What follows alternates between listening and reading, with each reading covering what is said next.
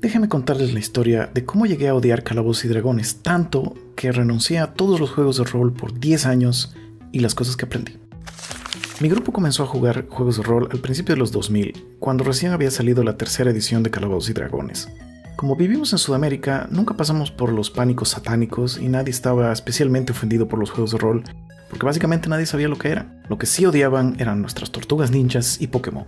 Cuando tus hijos están jugando con Pikachu, ellos están jugando con el propio diablo.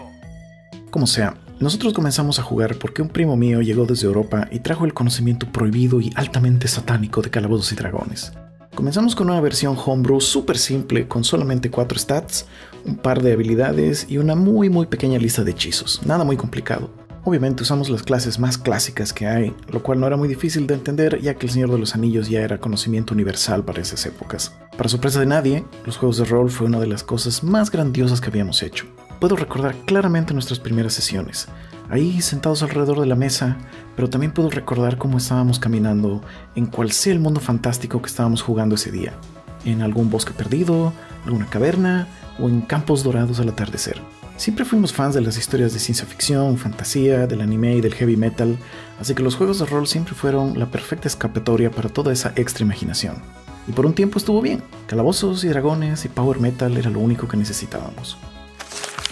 Luego de algunos años de jugar, la internet estaba comenzando a ser un poco más accesible en nuestro continente olvidado de la mano de Dios, así que uno podía encontrar prácticamente cualquier libro que uno quisiera en sitios y aplicaciones como LimeWire o Kazaa. Cuando uno es joven, uno suele tener demasiado tiempo libre para leer cantidades poco saludables de libros que probablemente no están perfectamente bien pensados. Por supuesto, en esas épocas, nuestras inocentes mentes estaban aún jugando bajo la absolutamente peor posible suposición que uno puede aceptar al jugar cualquier tipo de juego de rol, que tienes que seguir todas las reglas de todos los libros en todo momento. Esto obviamente te va a llevar por un camino de superstición ignorante. Nosotros creíamos, por ejemplo, que era indispensable lanzar iniciativa antes de cada pelea. También que podías balancear los combates, simplemente usando tablas con niveles de dificultad. Pensábamos que los jugadores probablemente nunca deberían morir y que el Game Master siempre debería estar detrás de su pantalla contando su perfecta y magistral historia de fantasía épica. Éramos jóvenes, estúpidos y estábamos al servicio de las reglas y no de la diversión. Como era de esperar, eventualmente las reglas lo consumieron todo. El juego ya no tenía nada que ver con aventuras mágicas en mundos fantásticos, ahora era contabilidad y abogados. Todo se volvió a optimizar números obscenamente inflados tratando de encontrar las reglas peor escritas en los más oscuros libros solo para negar alguna otra pésimamente mal escrita regla, a ver si se puede hacer durar un turno para siempre. Y este es un buen momento para introducir un par de importantes personajes de esta historia, el Power Gamer y el abogado.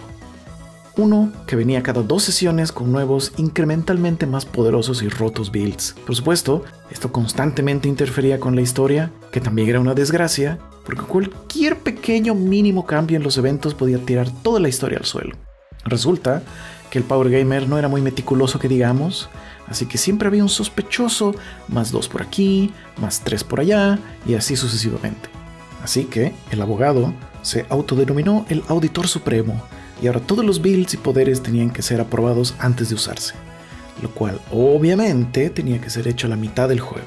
El abogado era obviamente extremadamente detallista, así que los ridículos poderes, puntos de vida y otras estadísticas tenían que ser recortadas a sus niveles correctos constantemente. Esto obviamente ofendió al Power Gamer, que también decidió darse a la abogacía para poder hacer sus propias auditorías cuando el otro intentaba hacer cualquier cosa. Y así comenzaron las guerras de los abogados.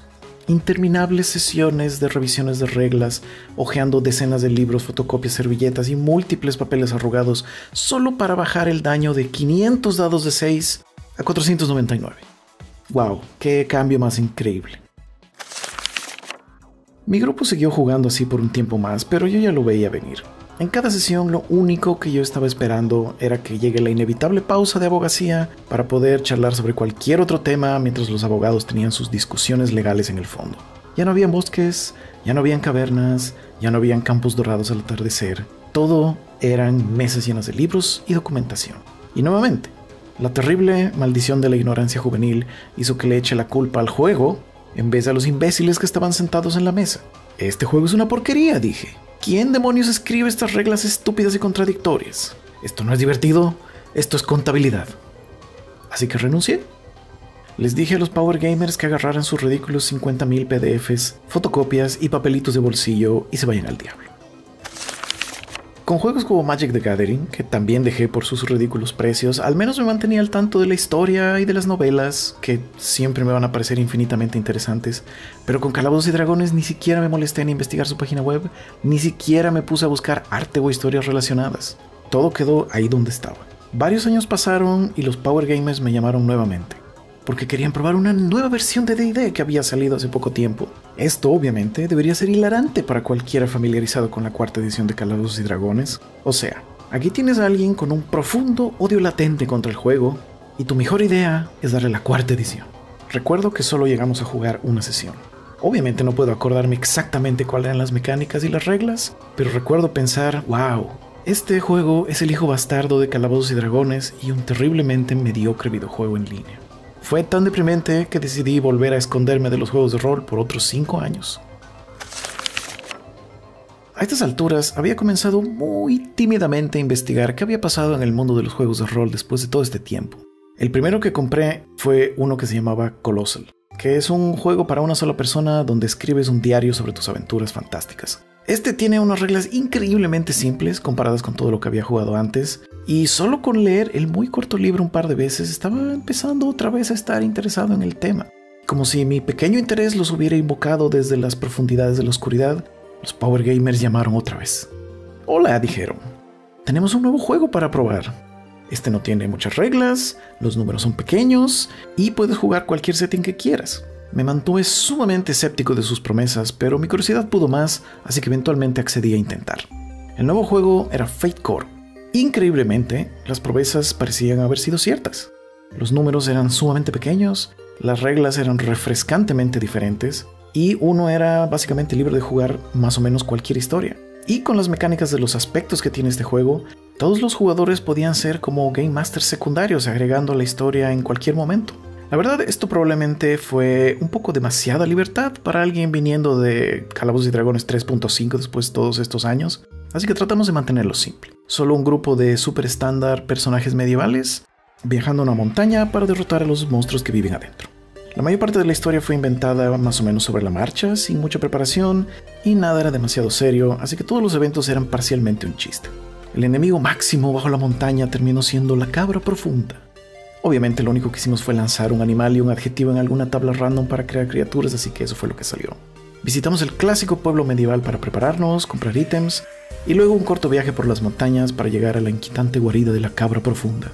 Estábamos haciendo chistes como siempre, pero luego de un par de horas de aventura en la oscuridad de la montaña, la cabra profunda estaba comenzando a ser una presencia auténticamente terrorífica. Y fue ahí donde sucedió. Ya no estaba simplemente en la mesa lanzando dados de plástico. Ahora estaba en la caverna, asustado de los sonidos del monstruo en la oscuridad, y ahora eran realmente terroríficos, porque, entre otras cosas, ya no estábamos usando pantallas para el Game Master. Todos los lanzamientos eran abiertos y a la vista de todo el mundo, así que cada lanzamiento era realmente importante y todos estábamos en auténtico peligro.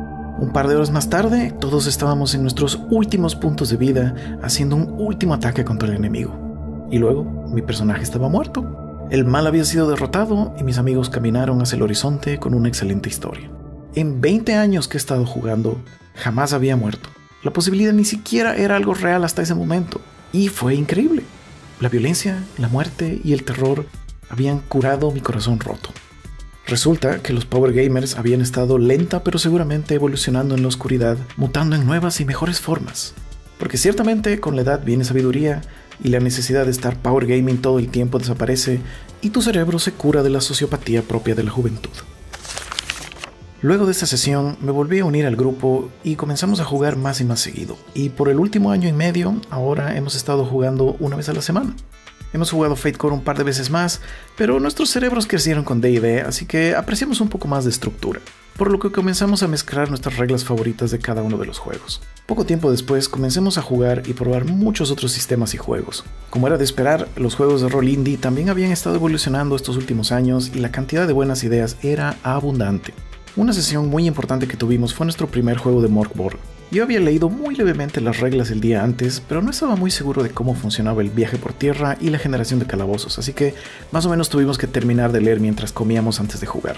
Esa noche terminamos de aprender las reglas, creamos personajes, generamos una historia para el grupo y un pequeño calabozo, el cual además completamos hasta el último cuarto, incluido el jefe final. Y habíamos terminado un poco después de la medianoche. Esto era otra cosa que yo pensé que era imposible. La sola preparación para una sesión puede tomar horas, hasta días. De hecho, solo crear personajes puede tomar una sesión completa, ni qué decir si se va a hacer una sesión cero o algún tipo de introducción a la historia. Todo este aspecto de la generación randómica fue una revelación para mí, que por cierto ha existido desde los 70s en las primeras ediciones de D&D. Además, en mi grupo todos estamos en nuestros 30s y tenemos trabajos normales y una buena lista de extra proyectos, así que no tenemos realmente el tiempo juvenil para dedicar decenas de horas a la semana a planificar nuestras campañas épicas que duran años y años. Así que el poder solo aparecerse en un juego sin ninguna preparación y poder tener una totalmente nueva aventura creada de la nada es absolutamente perfecto. Así que hemos implementado muy contentos la generación randómica al extremo. No solo generamos los personajes, historias y enemigos al azar, algunos días creamos directamente el setting, basado en algo que nos haya parecido interesante esa semana o una buena película que hemos visto recientemente. Obviamente la mayoría de los juegos creados de esta forma acaban siendo solamente one-shots y duran una sesión, pero han habido varias historias que han durado múltiples sesiones, como una donde jugamos como Power Rangers criminales basados en insectos que hacen más daño colateral que cosas buenas. Un equipo estilo Sailor Moon que invoca sus armas de otra dimensión con la ayuda de pequeñas mascotas, o un grupo de adolescentes emos estilo Scooby-Doo resolviendo misterios y peleando con mutantes con el poder de la música. Ciertamente, este amplio rango de temas puede rápidamente volverse demasiado complicadas para un solo Game Master, por lo que esa es otra cosa que hemos eliminado, el que haya un solo Master en cada juego. Simplemente agarramos las mecánicas de aspectos de Fate y volvimos eso la mecánica principal para la narrativa. Así que ahora cada persona agrega un pedazo de la historia cuando hacen falta lugares, personajes o eventos. Y cuando se necesita un NPC, por ejemplo, solo vamos alrededor de la mesa y cada uno toma turnos para inventar o jugar esos NPCs. Puede sonar extraño y demasiado aleatorio o caótico, pero cada idea sirve como base para las que vienen después, así que construir una historia coherente se vuelve cada vez más fácil con cada nueva idea y o personaje que aparece. Y claro, todo esto facilitado por una buena cantidad de tablas aleatorias y oráculos de excelentes juegos como Black Hack, Maze Rats, los excelentes generadores en el sitio de Mörk Borg y las interminablemente útiles cartas del aprendiz de Game Master. Ahora, ir a cada nueva sesión viene con todo un nuevo tipo de emoción porque nadie sabe exactamente qué tipo de aventura vamos a tener o en qué mundo. Y nadie tiene que estresarse pensando si es que va a haber historia para el día o si va a ser suficiente. Como pueden imaginarse, nunca llegamos a jugar la quinta edición de Calabozos y Dragones. Se ve como una enorme mejora sobre las versiones anteriores. Sus mecánicas de ventaja y desventaja son una excelente idea y sin duda nos hubiera encantado hace 20 años, pero ahora es un poco triste estar limitado a una cantidad no infinita de clases y reglas que son poco flexibles. Hay un millón de cosas que recordar en esta aventura de 20 años, pero trataré de hacer un micro resumen de algunos puntos importantes. Número 1. Las reglas son como la comida. Cada persona tiene su gusto particular.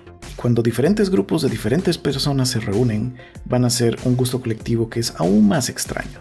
Así que, incluso si tienes el set de reglas más populares y aceptadas, lo más probable es que no sea el set perfecto para tu grupo. El grupo va a tener que experimentar bastante hasta encontrar lo que necesitan. Incluso luego de encontrar un buen conjunto de reglas, estas seguramente no van a funcionar para todos tus escenarios. Las reglas que se usan para un mundo de peleas entre robots gigantes seguramente no va a funcionar muy bien si la historia es de terror o suspenso. Incluso la implementación de las reglas a la hora de jugar debería variar dependiendo de la situación. El movimiento, por ejemplo. A veces usamos la cuadrícula para hacerlo más estratégico, a veces solo usamos zonas cuando es más narrativo, o simplemente usamos teatro de la mente cuando es mejor para el juego. Hay que hacer muchas pruebas y ajustes, pero cuanto más experimenta, más fácil se vuelve y eventualmente las reglas de caza se volverán más y más robustas y se adaptarán incluso mejor a tus historias. Número 2. Las pantallas del Game Master no son una muy buena idea. Se ven excelentes, pero de la misma forma que en los videojuegos, uno necesita peligro real para que el juego sea realmente interesante y capture la atención de los jugadores. Es normal perder el interés y la inmersión cuando todos están con God Mode y son inmortales y todo les sale bien todo el tiempo. Número 3. El balance no existe. Si hay algo que recuerdo estar discutiendo incluso desde los años 2000 con otros Game Masters, es lo difícil que es balancear un combate. Esto es obvio en retrospectiva, ya que lograr un combate interesante con una simple tabla de challenge ratings o algún otro número es básicamente imposible. Mientras estés lanzando dados aleatorios, con gente aleatoria, los medidores de dificultad son a lo mucho un buen punto para comenzar, pero es totalmente insuficiente. Y aquí algunos puntos extra que creo que tengo que hacer unos videos en el futuro porque van a necesitar muchas más explicaciones. Número 4. Las acciones de Dungeon World son una estupidez y las detesto. Número 5. Decir que una ronda de combate no tiene turnos es una tontería y parece inventado por alguien que jamás en su vida ha jugado con otros seres humanos. Número 6. Eliminar la generación randómica y la exploración de calabozos como parte central del juego es, creo yo, una conspiración maligna de Wizards of the Coast. Y para terminar, el abogado del juego es mi hermano y el Power Gamer su mejor amigo. Y luego de estar jugando durante todo este tiempo, estamos haciendo lo que creo todos hacen luego de 20 años de estar jugando rol, y es hacer nuestro propio juego. Es más un setting que otra cosa, inspirado en el manga Blame, así que también estaré posteando avances de eso en algún punto del futuro. Y creo que eso es todo por ahora, así que nos vemos en el futuro.